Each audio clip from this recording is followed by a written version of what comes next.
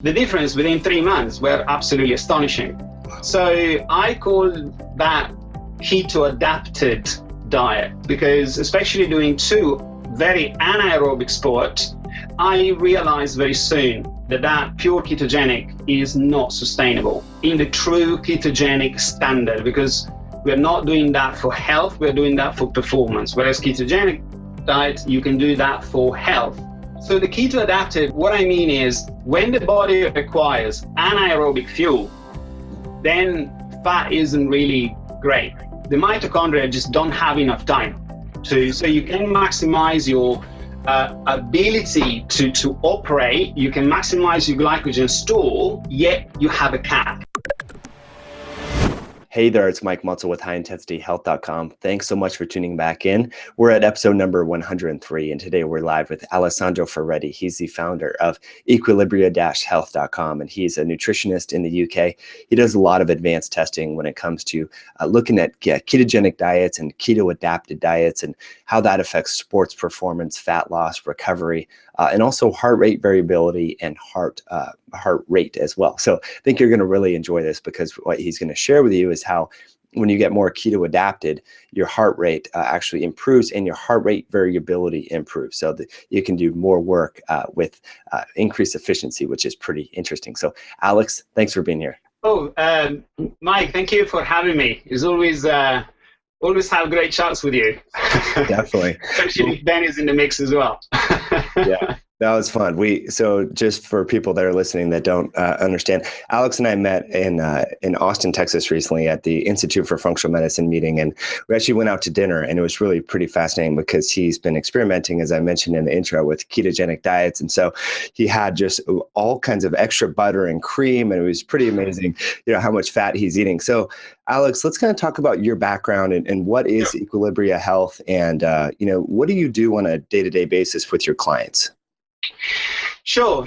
My life has, my working life and my normal life has dramatically changed, especially since starting to look at the effects that our environment has on us. So once upon a time, qualified, reputable college, Institute of Optimum Nutrition, and science-based college. Then I kind of trained out with a couple of naturopaths, and some of the stuff was totally unexplainable, but worked. And I tried to keep an open mind as much as I possibly could. Eventually, science caught up, but different terminology. And I decided to I worked for a couple of companies. As an education manager, and one was Solgar at the time. Fantastic kind of experience, fantastic growth. Because just qualified, it headhunted me out of college, and it was brilliant. Then I decided to kind of go solo, and it was probably one of the greatest things I've done. Not because what I've done till then was not good, but because I really kind of wanted to start my own fun.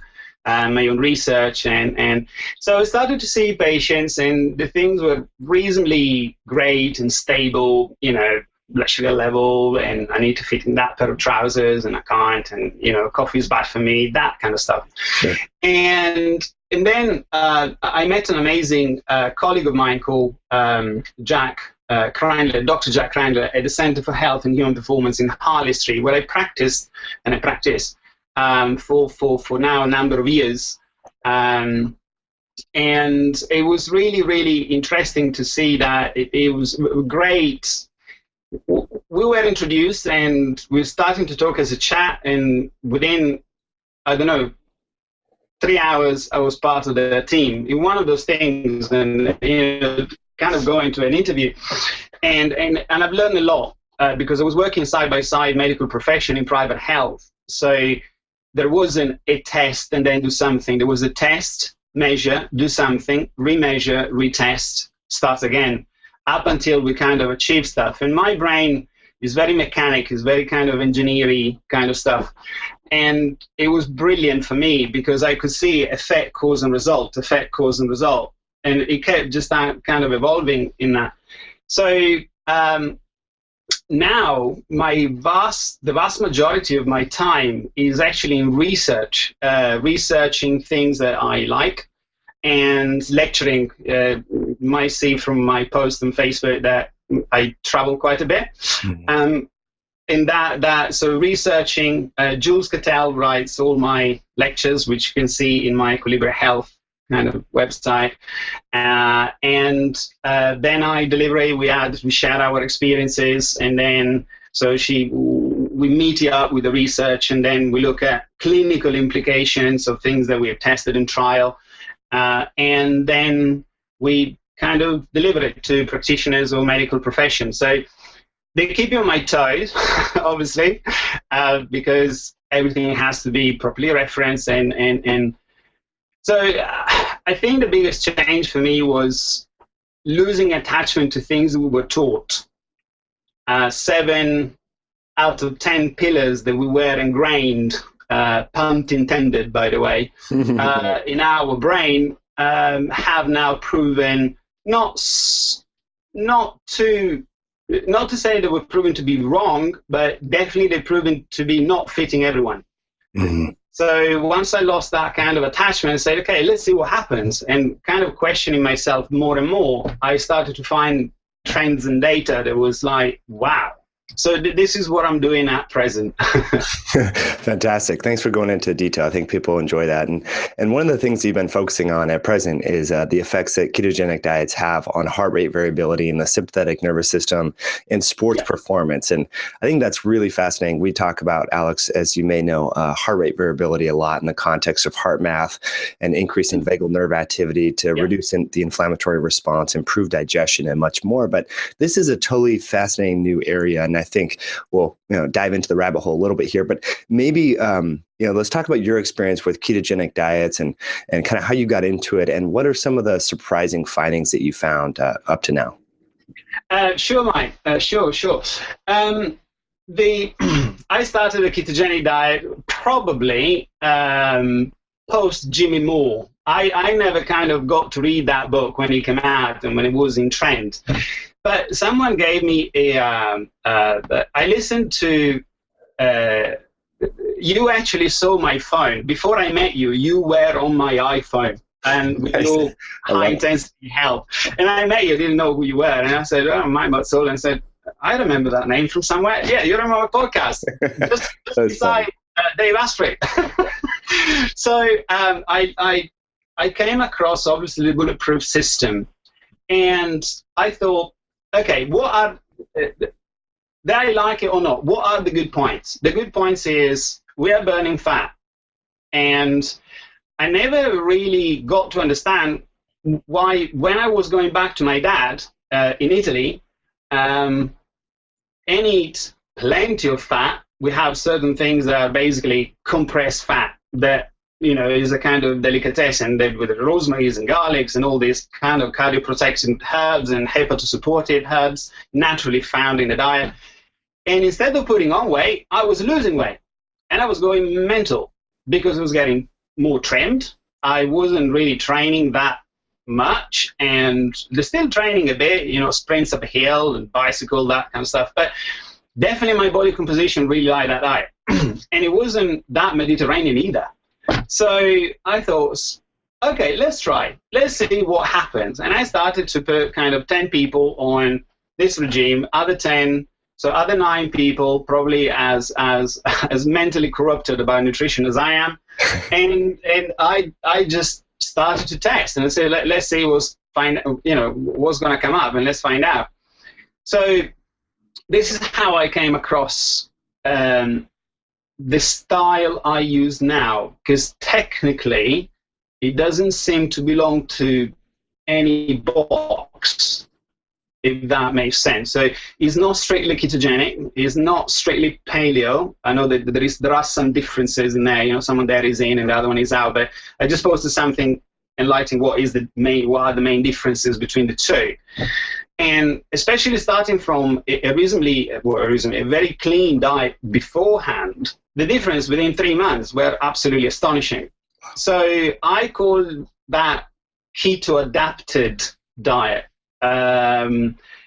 just in case, because especially doing 2 very anaerobic sports, I realized very soon that pure ketogenic is not sustainable. in the true ketogenic standard, because we're not doing that for health, we're doing that for performance. Whereas ketogenic diet, you can do that for health and not performance. So if you're looking for performance as your first priority, then we need to do changes. And I didn't want to give up my sport. So this is when I started to experiment with different things, like not only the carbs at night, as was prompted years ago by, Dave Asprey and etc. I also started to prompt dividing, so finding out the exact level of carbs they are burning during the anaerobic training and monitoring when you were eventually falling off ketosis. And it's really, really interesting what happened. So I'd be very happy to go into that if you want. So that's the little story in relation to ketogenic diet. And this is done over a period of probably 7 months, at least 6 months. And I just had a confirmation today that this is going into a PhD study with Cambridge Uni under the supervision of Dr. Justin Roberts. And I'm absolutely thrilled by it. Absolutely thrilled. We need to find the funds, and I've offered to pay, out of our own pocket. I hope it doesn't come to that, but if it does come to that, it's good, because it's totally unbiased. I'm not attached to any diet. This is the direction, and this is what we're doing at present, especially in relation to heart rate variability, because one of the things that we did not expect was a slight increase, meaning good, of heart rate variability without changing the modulation of increase of the training. So I try to maintain, when I want to measure something, or accidentally I come across a different value or a trend, I try to maintain then all the other variables as fixed as I possibly can. Sure. And heart rate variability, let's score it out of 10, improve over nearly whole point, which is a lot. That's 10%. You think, 10% is not that much. When you are already at a certain level, and you've been like at that level for a really long time, then 1 whole point, meaning 10%, it's a hell of a lot. Mm-hmm. Yeah. So So this is how I came across these kind of trends and data and results. I had a bodybuilder friend back in 2001, and when he would cut down during the springtime to shed, a lot of fat for the competitions, he would eat half a jar of peanut butter every day. And so I was really confused by that. And I started experimenting with that, with almond butter back in 2002 with myself. And it really worked. And I never really knew, about ketosis and that, fats can kick up, beta hydroxybutyrate and all that sort of stuff. But it makes sense when you dive into the research. And for some reason, I too, like you, Alex, kind of resisted this ketogenic diet because I was, not really sure what the effects were. And you hear in the sports community that's, you lose your glycogen stores and performance goes down and all this sort of stuff. But now I'm much more open to it after meeting with you. So that's pretty fascinating stuff. So before we talk about heart rate variability, you mentioned something I'd love for you to talk about, and that's Keto Adapted. And I think that's important. So for our listeners that, they want to lose weight, but they also want to improve their sports performance. Can you define what Keto Adapted is, and then kind of how that's different from ketosis? Yeah, I think, Mike, this is a great question because we don't really. Okay, everyone is different. We are in a place where some people with a certain amount of carbs, they will fall off ketogenesis. Some other people with exactly the same amount of carb proportions. So I call it substrate proportion, protein, carbohydrates, and fat. So if their pie chart in MyFitnessPal, to give an example, is exactly the same, some of them stay in ketosis, some others fall out ketosis. And then I started to link genetics. Now, that has been fun. Amazing kind of discovering trends because, NR3 1C1 gene and G6P genes, these are people that have slightly higher circulating glucose level and they are more glucocorticoid resistant. And I thought, these people, not only one that will benefit so much of a keto adapted diet, but perhaps they can work in hybridic condition using the two substrate much more flexible than perhaps other individuals. And that is proving to be right. So, so the keto adapted, what I mean is when the body requires anaerobic fuel, then fat isn't really great. The mitochondria just don't have enough time to, so you can maximize your ability to operate, you can maximize your glycogen store, yet you have a cap. It's like you are paid per hour. You can work more hours in a day, you can be paid more, but there is a limit on how much you can be paid per hour and how many hours you got in a day. So there is a cap. So that's your glycogen. Whereas if you work per job, where you have all the time that you want, and then you can kind of not be there, then this will be your ketones. And I'm saying ketones because I measured two, both. The one, let's say, more exhausted through the breath, as long as you're not on carbs, obviously, otherwise it picks up the carbs as well. And the beta-hydroxybutyrates. And these obviously are done by blood. And I find both of them to guide me in my ketosis. And this is really important, which I haven't seen. I have seen lots of comparison, but no one is used together to understand what actually is happening in the body. I was a little bit surprised by it. So mainly is a ketogenic diet, but when someone is doing an anaerobic sport that goes over the usual 10, 15, 50 minutes, kind of twice a week, for which someone would do that for health purposes, then we need a different source of fuel. So in these cases, I tend to calculate very simply. I haven't seen any papers on this, but I thought, okay, let's try. And with me and my guinea pigs, hopefully they won't be listening because we could hear swear words. And I thought, right, okay, how much time in your hour, so let's assume I go training for 2 hours. In these 2 hours, how much time do I spend in aerobic and how much time do I spend in anaerobic? Then I found out the calories, and I divided the calories by 4 to find how many grams of carbs I need, and I divided by 9 to find how many grams of fat I need. Guess what? It worked. Wow. It took some changes because so what I decided to do is, well, how about we feed back into the body the level of carbohydrate that is using when in anaerobic, but then provides a kind of always there support from the fats. And I don't know why, and I don't know fully how, but it's working. And it's working really well because what has happened is that my mass has increased probably about a centimeter in, across the chest and arms and legs, especially legs. Legs was the biggest improvement because I do a leg, legs are involved in my sports. And being anaerobic, given a high, isocaloric diet, so not hyper or hypo, isocaloric diet, I thought I was going to lose weight. I thought I was going to deplete my glycogen stores. And then what I tend to do for 1 day a week or 1 day every 4 days, this is where you start to really differ from everyone.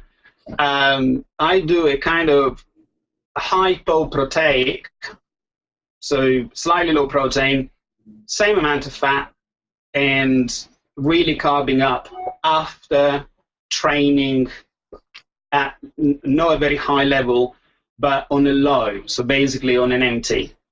So this is where, generally speaking, is a ketogenic diet. I definitely but I definitely advise people to have carbohydrates in the evening.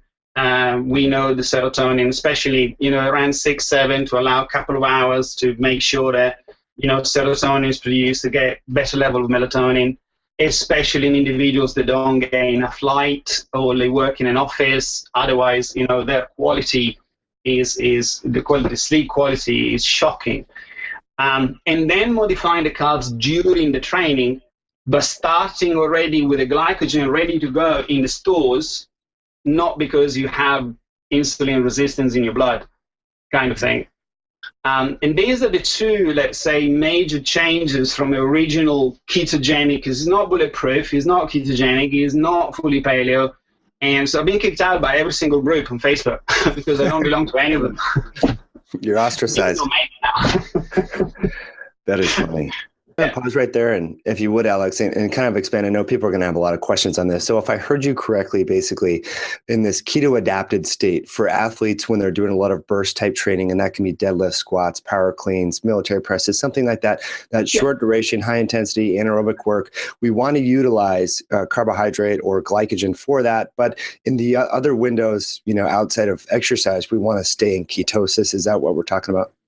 Yeah, spot on. And also, Mike, if I may kind of refine what I just mentioned and finesse it a bit, is that if I go, okay, bike ride, okay, so you can go, the Tour de France is on now, so you can go up the Passo dello Stelvio in Italy, which is like vertical. I'd struggle to walk it, or you can go on a flat, just under your anaerobic threshold. So if I go for a bike ride, and I know that I'm dipping in and out 5 to 10 minutes, I only have with me MCT oils. That's all I have. On the other hand, if I go for a bike ride around the hills, this is when I want glucose. So in the same training session, if we work out roughly what is the split between the calorie expenditure during anaerobic and calorie expenditure during aerobic, it seems to work very, very well. And what was really interesting, which I haven't fully kind of embraced yet, is that if someone has carbs to refuel after these events, if he hasn't done it properly, after the refueling, within 20 to 40 minutes, it will fall. A hypoglycemic event will follow. So the body will overly secrete insulin because not used to it, or because resistant, that's another point, kind of glucose disappears into the glycogen stores, and the body wants more and more and more and more and more, and then we don't have enough. By using the fat as a base to look after the basic metabolic functions, if the body has already been adapted to work on fats, then we don't have that anymore, and I haven't had one since, and I was quite prone to those. So this was one of the things that really kind of, it changed my game and the game of some of the people, because some of them, for me, except the bike rides, all the rest is purely anaerobic. But then I realized that if I do certain things, I'm not in anaerobic, and I don't want to feed glucose. And so I'm using a mix. So I have 2 bottles, one with emulsified MCT oils, and the other one with pure straightforward 2-to-1 glucose to fructose, as we do, and they all got the usual stuff, and B vitamins and mitochondrial support and branched chain amino acids, and to prevent catabolism if it's hefty anaerobically. Mm-hmm. One thing I'd like to specify is if someone does the 20 minutes training, high intensity, even if they really push themselves, I would probably only use flavored branched chain amino acids alongside other stuff. If they get into troubles after 15 to 20 minutes working anaerobically and they're still without carbs coming in, I think maybe the maximization of glycogen stores may not be adequate. So I'm talking anaerobic for over 30, 40 minutes. So you dip out the anaerobic and then you dip back in, but the total amount is quite substantial, if that makes any sense. Yeah. I think for people that this all depends on, how adapted you are to your training. So if someone's new to training, their ability to store and synthesize glycogen in the muscles is going to be a lot less than someone that's very trained. So that's where this gets really personalized and kind of complex, and people are going to be like, oh my gosh, I don't know what to do. But if we can kind of summarize what you're saying. So if you're just doing kind of a short, maybe it's a booty bar workout or a spin class, and you're just trying to exercise for fitness, you can probably get away with just the branched chain amino acids, and that would probably help. But if it gets any longer than 20 minutes, that's when you need to throw in some of the sugar. Is that what we're saying? Yeah, that's correct. And I found that out the hard way, because everything was working fine, and doing my my small contest, and the guy wasn't. It was okay. I think, right, okay, he's fit, but maybe my experience can kind of make up for it. And then in training, I got Big Steve. And Big Steve is Big Steve. Yeah. Golden tooth, black African, and massive solid. And I thought, right, okay, and I ran out. I completely ran out. And it was my third contest. In judo, was 5 minutes, and I couldn't hold a glass of water. I completely exhausted myself. And it was really interesting to actually see that, okay, this is my low. Now I found that this is my low, because then tendency to depression started to set in, and then I tried out only with fats. It's the glycogen loaded up, yeah, but only with fat during the actual exercise. And that's still better results, but still didn't quite work, and no, did work for my guinea pigs. And then I tried to use the carbs and the sugars, and automatically I had a massive improvement. But within the following session, I didn't need to adapt, because the body takes time to adapt one way, but it takes very little to adapt the other way. Obviously, because we use that for emergency. So you don't want a long process to try to run away from a tiger. You want the sugar entering, going in, and off you run, and you run as fast as you possibly ever can. So, but then at times I started to measure the blood levels, and they were higher than expected within 3 or 4 hours after replenishing with carbs. And I thought, this ain't going to work, surely. And I couldn't kind of figure it out. So I started to tweak with the levels, and yes, it is exactly as you mentioned. As long as we use carbohydrate that are relevant for the amount of time that anaerobically we spend in our training, not going too high and still providing the fats as a base, we can go back into ketosis quite quickly. Quite quickly can be 6 hours or can be 20, but we can go back very, very quickly. Wow. And it seems to me, this is only my assumption, I want to make this very clear, that the more you do that process, the quicker the body, it can switch back. Oh yes, it's the carb day. Oh yes, it's the training carbs. Oh yes, I'm back on fats. I love it. That's the kind of concept. Wow. That is fantastic. So now you mentioned a 50-50 ratio, I think, of glucose and fructose. And so if people are like, you know what, I want to stick to whole foods, could maybe you do half a banana and then some of the MCT oil for someone that's doing powerlifting or CrossFit or strength training? Have you experimented with the differences there between real food and kind of this refined approach? Yeah. If there is a recipe out there, I failed to find it. Right. Gotcha. So I use a berry concentrate with a specific measured levels of fructose. So it's actually true sugar fruit. And I then tend to use either maltodextrin and or other sources. I have done the banana with avocado and MCT oils that are emulsified. I did some little jellies to quickly use. I've done all sorts of experiments. My lady nearly divorced me because I was asking her, so how about, where's the gelling setting point and temperatures? And she's looking at me, so what's that? So no, I cook paleo stuff. Oh man! So it was really great to actually see and bear in mind that I down anything. If I know these are the grandma's or my lady's food, that they taste amazing, or is fuel. And if it's fuel, I don't mind at all what it takes. However, working with patients, I wanted to give some, you don't want to throw up because it's so disgusting.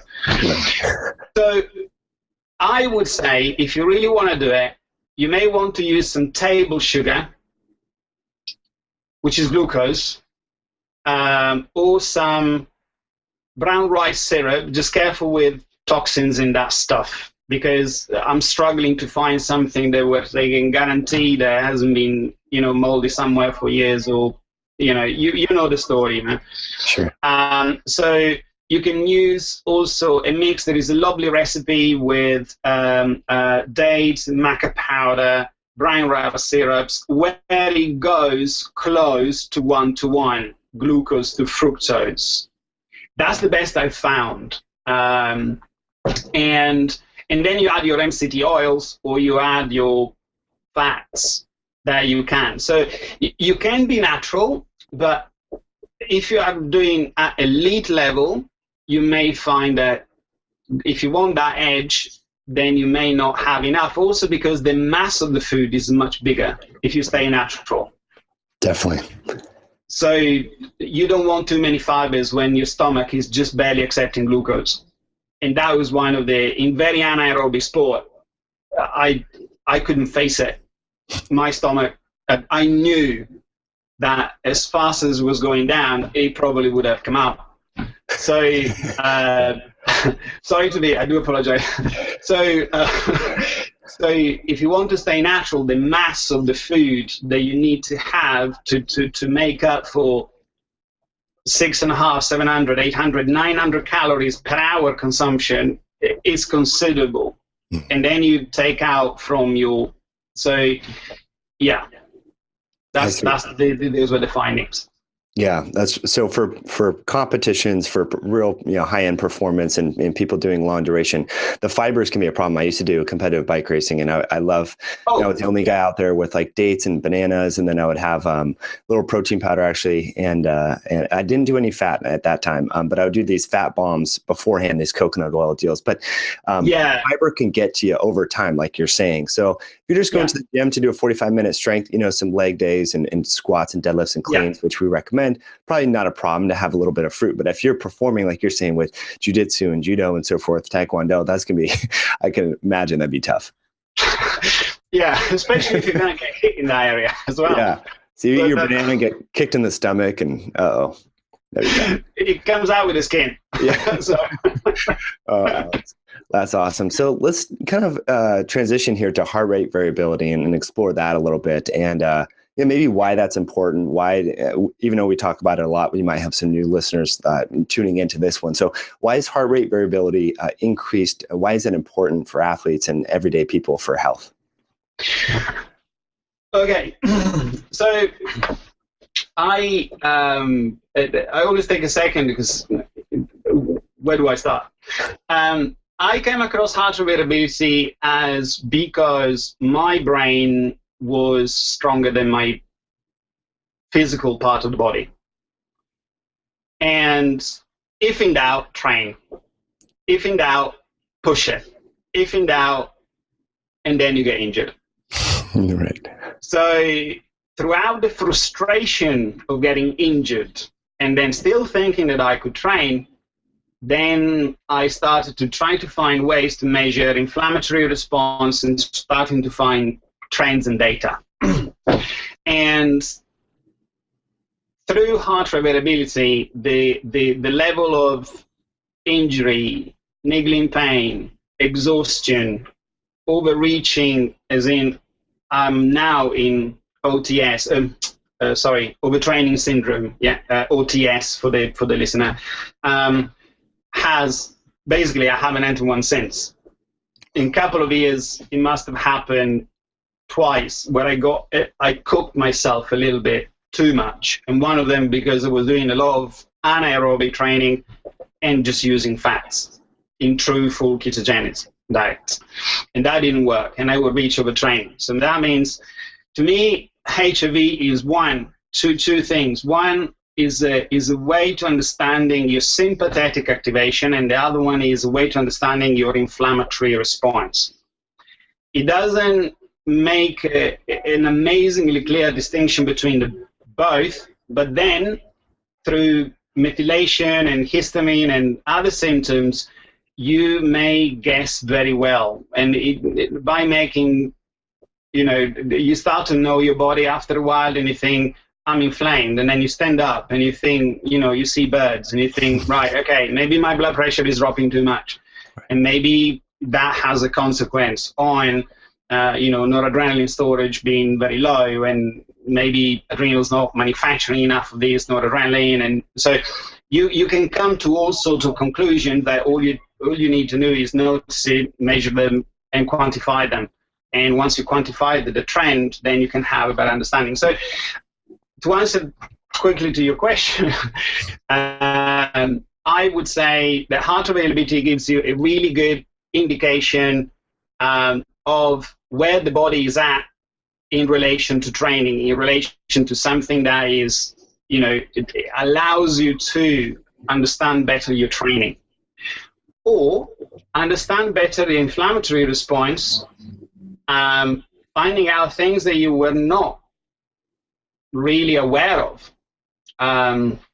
especially if you cross-reference that with all the data all the data point I'm tracking, because I'm tracking glucose, ketones, two ways, life load, so stress response, good or bad, it doesn't matter. If I'm really, really happy, it's still lots of noradrenaline and dopamine going haywire and having lots of fun, but we feel tired the following day. So we need to take into account how many metabolic reactions the body does to be happy, to be sad, to be angry, to do something. So now automatically recovery takes a completely different kind of turn, because I thought I was recovering socializing. Sure. Well, not always.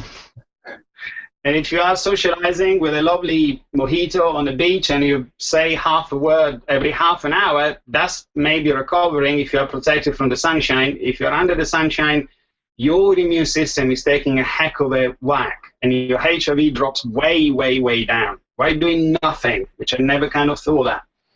So you can see that you can use that as a tool. I was I was measuring the training intensity, not only perceived, but data on heart rate. And so out of finding all this data, this is when things started to make eventually sense, not at the start.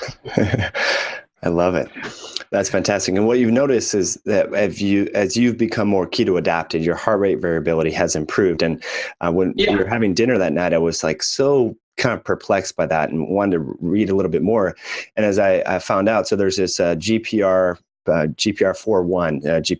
G protein coupled receptor 41, and it actually innervates in the sympathetic nervous system. What I found is that beta hydroxybutyrate, one of the main ketone bodies that as you get keto adapted, latches onto that, and that suppresses the inflammatory response and also the sympathetic nervous system. So I thought that was really fascinating. But share with us like what you've seen in terms of how long after you get into ketosis, and then is that a direct proportional increase in heart rate variability, and so what are some of the I can tell you the time they took the shortest and the time they took the longest. So I have an average that it only differs of, in a way, 8 weeks.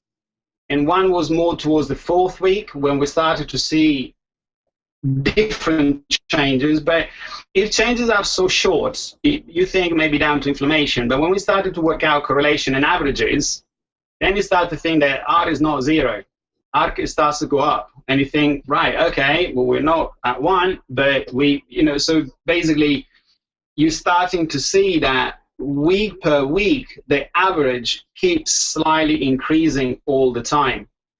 And then when you're just about to overreach, and you overreach a bit, you know that you're overreaching, you are conscious that you're overreaching, because then you know you're going to stop and recover properly. So you push your boundary, you let your body know what's coming next in your training or the intensity, then you cut back. Because there are, once again, I'm saying this is how I use it. There are all sorts of different trainers that said, no, you should never reach overreaching. No, you don't want to reach OTS, but sometimes overreaching is, I think, very beneficial to kind of shock the body. Right, I need to get my butt into gear. in order to make some changes and, push a little bit further, as long as there is no injury. So, and we started to notice that the average was increasing the RMSSD, which is probably one of the most researched values. It's still very precise, but it's probably the one that's got more body of data behind it. It kept increasing, and it kept increasing kind of constantly over the average of 6 months. So between 4 and 12 weeks, people see that increase in average. And yeah, with the GP4, that is definitely one of the theories that I would definitely put my money on. Yeah. And also the glucocorticoid activation. It seems to me that the people that have an increased response, that are predisposed to have an increased response for glucocorticoid activation and normally higher circulating levels of glucose, these people would benefit more out of ketogenic diets, and also indirectly reducing the inflammatory response as well. And that brings also around probably a better HRV. My gut feeling, and I have no proof of that, so you can argue this totally, and I'll be totally submissive on that. I don't think that the training has an effect on that. Mm-hmm.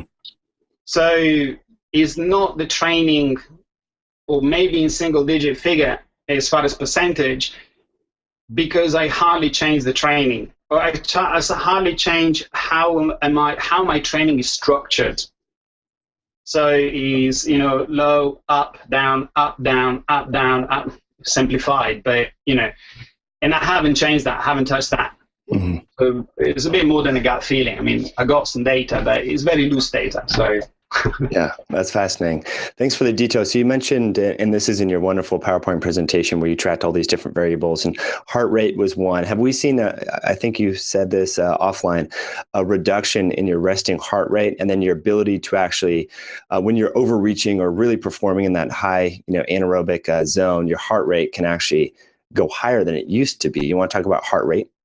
Yeah. I love talking about heart rate because I'm 45, and being an old guy, I'm still reaching 189, and maybe I'm a bit gray. Perhaps not the best time to ask me what I do for a living, but I still can hang out with, guys 10, 20 years younger in training, that is. And what's interesting is that my heart rate, resting heart rate, doing less aerobic, that's the bit that drove me potty, drove me absolutely bananas. So the resting heart rate doing slightly less aerobic activity has gone lower. And I'd never really reached for decades sub 50. And at the same time, the maximum heart rate has increased. And this is not just with the usual, polar H7 that tends to at times, could I do that? No, that's fine. Yeah, I was going to ask you about tools. So yeah, share with us the tool. Yeah. Okay, I have no connection with Polar or Firstbit or it's fine. I love researching. I don't sell anything. I don't sell on my website. You can go in and there is no buy one get one free. None. I don't sell anything. So that's the reason why I'm quite relaxed in giving stuff. So I find this that at times, especially doing in contact sport, it will not measure well. Yeah, it's the toughest I've ever found. I broke 2 Zephyrs, and so I had to rely on a good one. And I tend to use one that also does heart rate variability called Firstbit, something like that. Then it's like a proper one kind of thing. It goes, and then I had to strap it with kinesio tape, and that I still noticed that 185, 189, 187. So anytime that I needed my kind of fast twitches type 2, so the anaerobic A and B, in the A, this is pure strength. So time is not a problem. So you lift it, you need to lift it, and it doesn't matter if you lift it now or in a week, slowly, that's pure strength. Whereas for power, is the type B, then this is when my heart rate definitely has exceeded something that I haven't reached in years. I mean, decades. So yeah, it has been stretched. So we can see that also as because aerobic people are down, anaerobic people are up with resting heart rate in the high 60s or low 70s, some of them, like bodybuilders, for example. And then you have a middle, the CrossFit people, which is brilliant, by the way, brilliant, love it. But in this way, he seems to have done that. And I'm really happy with that. Yeah. That's amazing. Me and guinea pigs as well, yeah. I love it. Always just to clarify for people that haven't done any, heart rate testing, what the significance of what Alex is saying is, so if you do an aerobic activity, you can do the same amount of work, but the energy is more being efficiently utilized. So for example, if you would normally maybe do some, a distance on a bike or climb a hill and your heart rate was at 165, you can now do that same power output. So climb the hill at the same speed on the same force on the pedals, but your heart rate will be lower. So your machine is more efficient, less stress on the body. I think that's really important for people to understand. That was the clear way of saying what I said. No, you did a good job of it. I was trying to articulate it in a way that maybe I didn't do the best job. But because again, I used to do the bike racing, and so I did.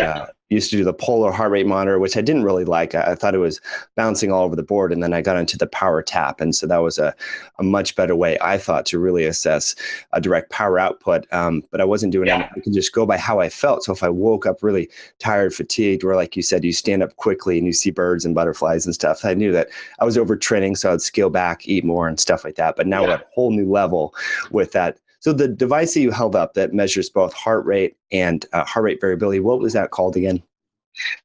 This is, I did a lecture in London for sport nutrition live conference, which is part of the, let's say, the functional medicine, but in sport. And a guy called Tim Wright has given me one to test, and then I thought, I tell you what, I'll buy it, because I buy gadget. I'm the kind of guy that, don't ask me, if you meet me, don't ask me what do you do for a living, because I go gadget everywhere and I love data. I'm very boring. So there's something called Bodyguard, which I love, that,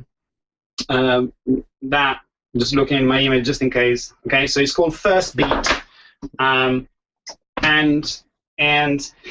what I really, really love about this one is that it gives you graphs, not only in performance, but it gives you graph for what as far as your sympathetic dominance and as far as your parasympathetic dominance. And it gave sorry. No, you're good. My son is outside the window, which I'm facing the fields and the woods, jumping up and down, pretending to kind of do the shark thing. And okay, I'm sorry. So, I love it. Yeah, I'm gonna have a chat later. So it gives you basically amazing reports on how your body is recovering, measuring low frequency, high frequencies, epoch training, trend training data, and really noticing when you think you're recovering during the day, at times you're not. And I discovered that in my sleep, I only recover for less than a third of my sleep, just measuring the heart rate and heart rate variability and all the data, which is very, very comprehensive. So once again, I don't sell it. I don't get commissions. It's fine. But if you find something similar, this is a more advanced version.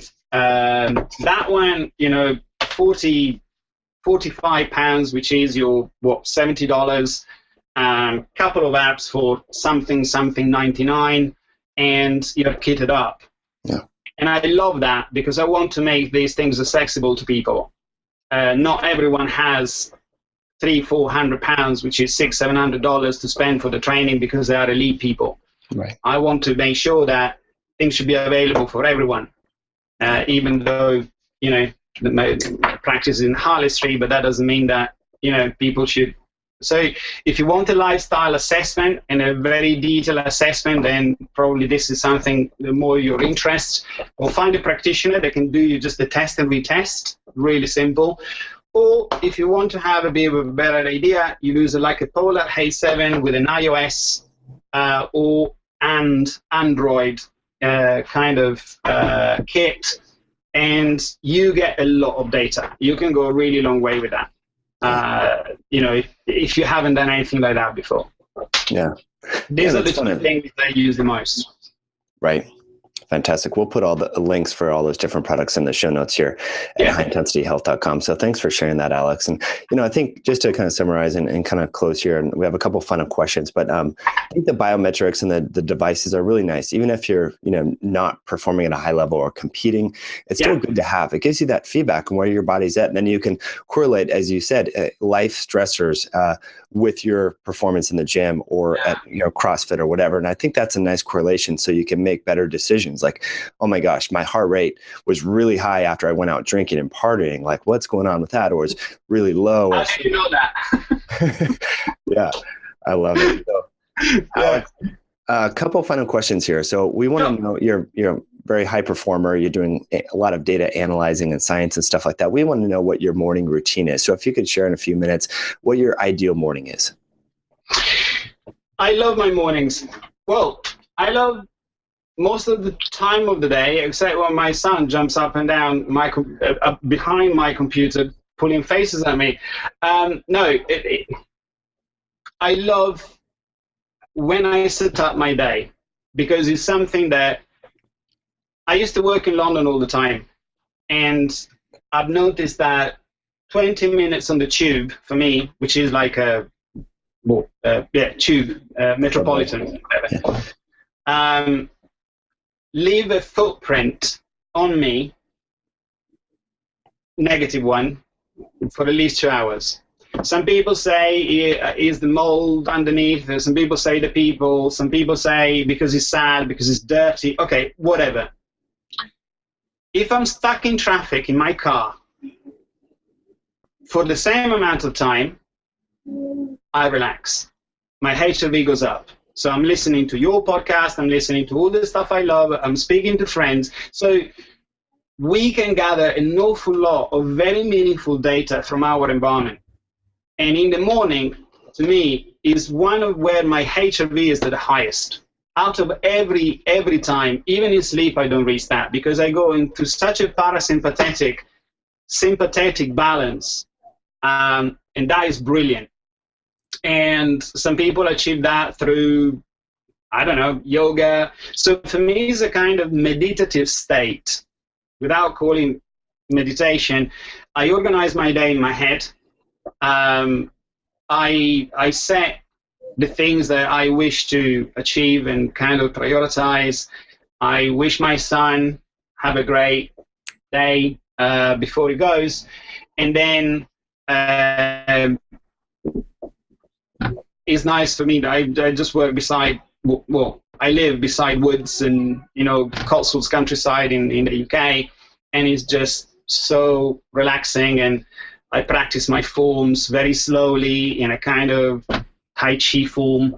I know for the Tai Chi master that will swear at me right now, but I even mix countries, so I do apologize, but you know what I'm trying to say. Yeah, just really simple movements, no power, just kind of clarity. So it's clarifying my head what the heck I wish to do on that specific day. I love it. That's the first thing. And obviously there is my fat with my stimulant. Some people use green tea, some other use coffee, some other use whatever. Sometimes I have a mix of those things, and with avocado and whatever. I'm just really looking forward to that. Yeah. That's great.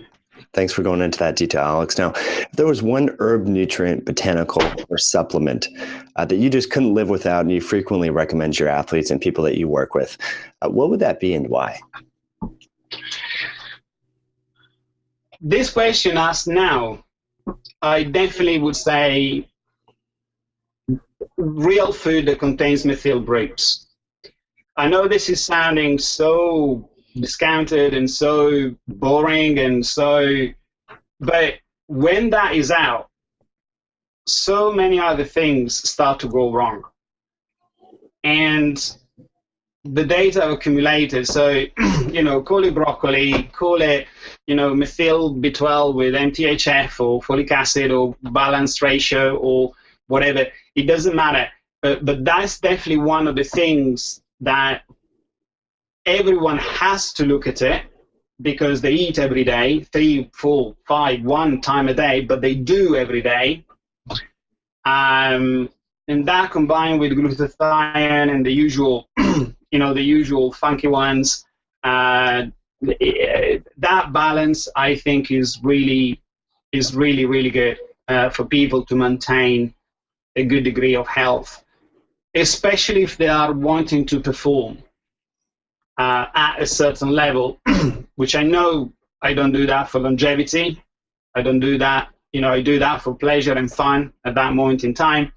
And then you have the usual things like, creatine, branched chain amino acids, and some people do the H&Bs and, all the other stuff. But the one I go back to, if your methylation inflammatory response is out, I can measure that pretty much daily. I can't trace what it is, but most of the times goes back to that.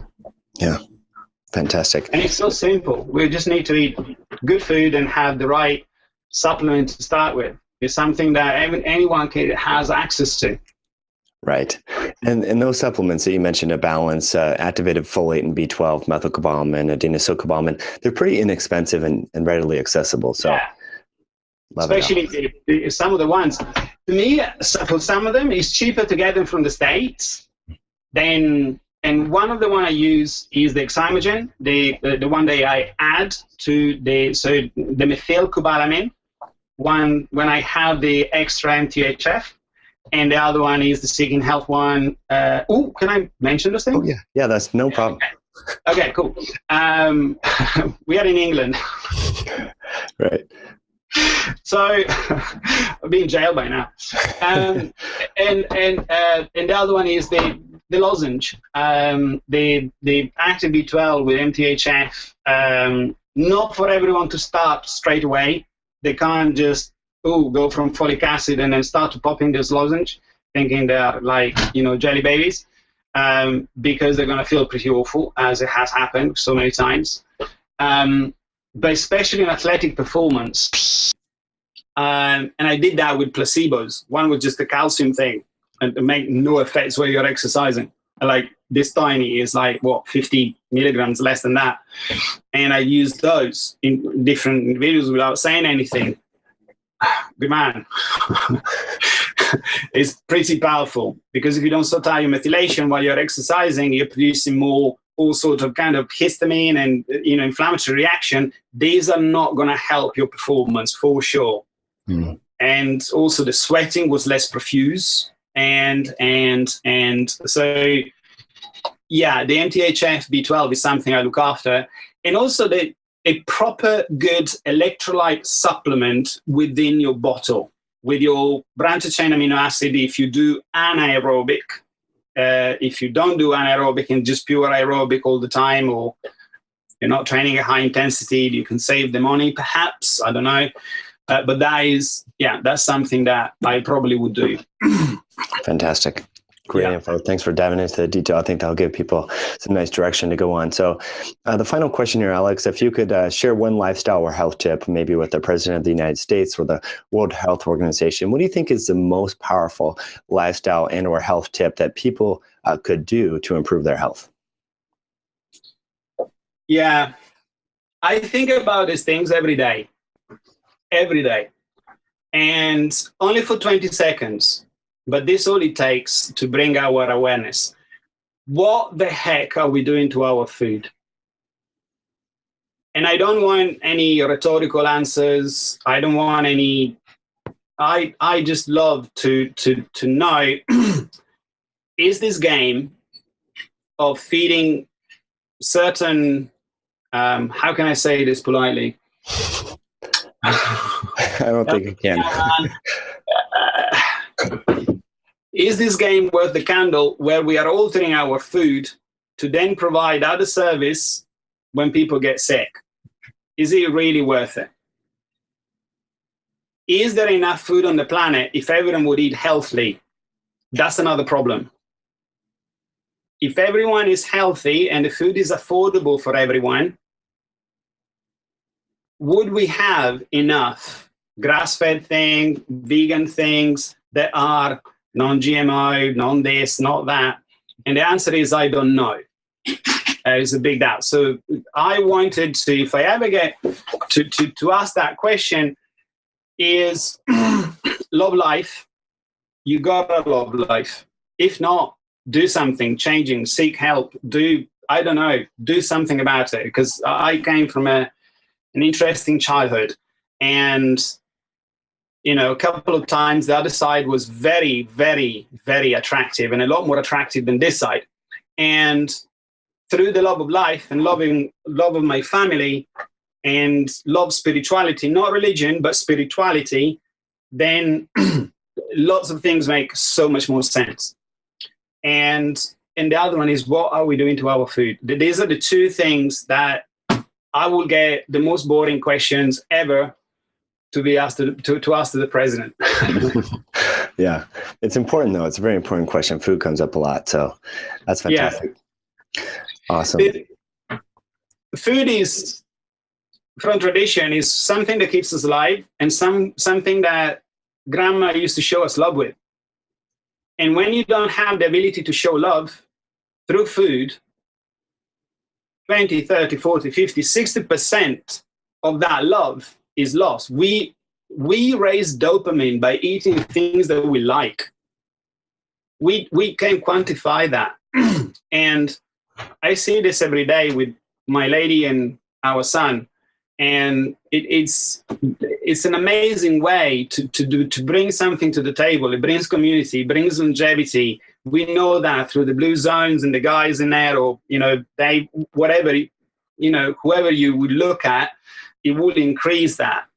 And when this constant novelty seeking kind of society where everyone is cocooned by everything, someone gets sued because he just bangs the elbow. So, well, my era, you need to get properly hit, and you still need to get out of that by yourself before you call anyone.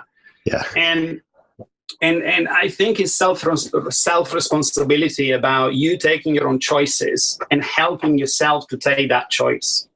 Right. Yeah. I think that sounds about right. I love it. Alessandro Ferretti, thank you so much for coming on the show. Your website again is equilibria-health.com. Is that right? Yeah, fantastic. That's the one. But yeah, it's like a business card to see what we do and where we're at. Well, thank you so much again for coming on the show. Yeah, it's been amazing, and thank you for giving me this opportunity. Anytime you want, good man. My pleasure. Thanks, Alex.